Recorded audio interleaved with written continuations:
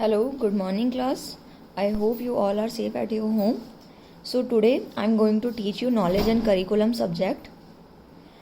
आज अपन पढ़ने जा रहे हैं नॉलेज एंड करिकुलम का पाठ्यक्रम सामग्री ज्ञान के चयन के मानदंड, जिसमें फर्स्ट अपना टॉपिक है आत्मनिर्भरता, सेल्फ सफिशिएंसी। जैसे कि सभी स्टूडेंट्स ने पहले से सुना होगा सेल्फ सफिशिएंसी में कौन से टॉपिक्स आते हैं। तो इसमें ये बताया गया कि जब भी कोई टीचर क्या करने जा रहा होगा, कोई भी करिकुलम जब भी वो तैयार करने जा रहा हो, तो सबसे पहले वो किस पे ध्यान देगा? स्टूडेंट्स की सेल्फ सफिशिएंसी पे। इसमें ये ध्यान दिया जाएगा कि छात्रों को जो भी प्रयोग करवाने हैं, जो भी निरीक्षण करवाने हैं, उन सभी के द्वारा क्या कर सके, वो एक अच्छे पाठ्यक्रम को तैयार कर सके। इसी के साथ उन्होंने सेकेंड पॉइंट बताया है वैलिडिटी, वैधता।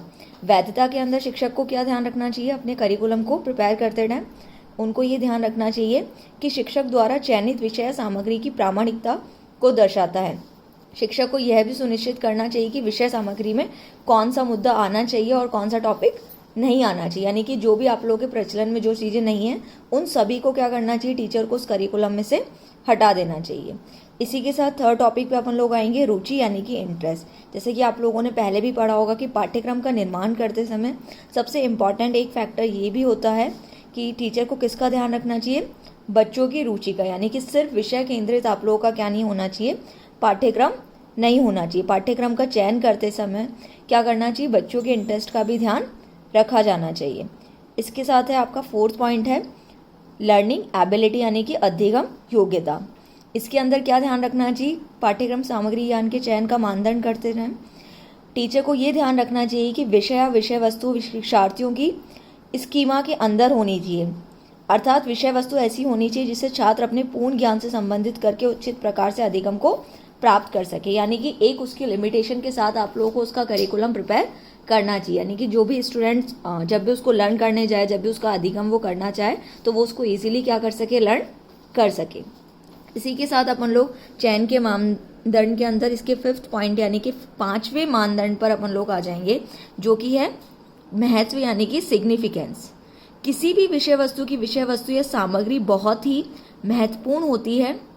विषय का चयन अधिगम गतिविधियों, कौशल, प्रक्रिया एवं दृष्टिकोण के क्षेत्र, संज्ञानात्मक, भावात्मक एवं गत्यात्मक कौशल का विकास करता है एवं शिक्षार्थी के सांस्कृतिक पहलुओं पर भी विचार करता है। यानी कि आप लोगों का पाठ्यक्रम का जब भी वो विषय का चयन कर रहे हैं टीचर, तो उनको उनके सिग्निफिकेंस का भी ध्यान रखना चाहिए।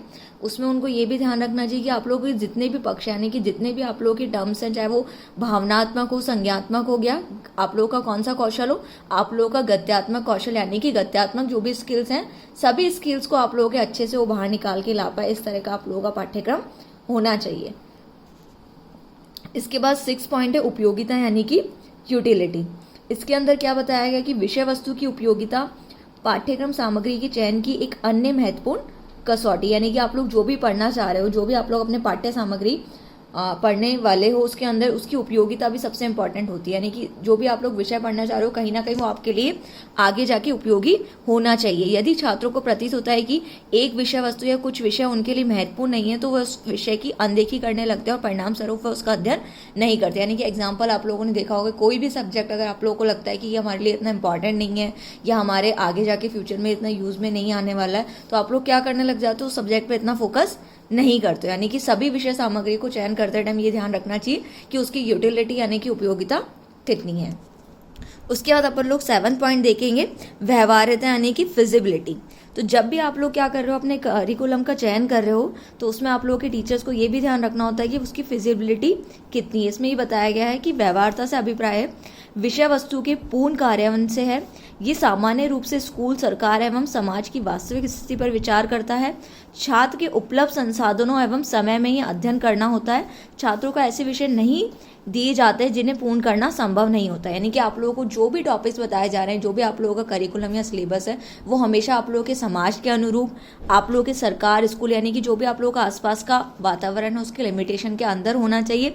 ऐसा कुछ भी आप लोगों को उसके अंदर नहीं दिया जाना चाहिए जिसको पूरा स्टूडेंट्स नहीं कर सके। यानी छात्रों को ऐसे विषय नहीं दिए जाते हैं जिन्हें पूर्ण रूप से करना संभव नहीं होता है, तो उनको सभी इस तरह के विषय दिए जाने चाहिए जिसे वो इजीली पूरा कर सके। तो ये सारे पॉइंट्स अपन लोगों के इसके थे पाठ्यक्रम सामग्री ज्ञान के चयन के मानदंड थे। तो ये आप लोगों के टोटल 7 मानदंड आप लोगों के इसके अंदर बताए रखे हैं। ये आप लोगों के यूनिट फर्स्ट का टॉपिक है बीएड सेकेंड ईयर के लिए।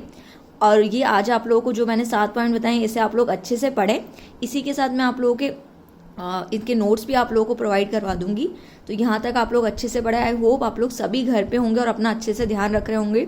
सभी अभी घर पे रहिए और अपना अच्छे से ध्यान रखिए और स्टडीज़ पे फोकस कीजिए। नेक्स्ट टॉपिक अपन लोग कल की क्लास में पढ़ेंगे। Thank you.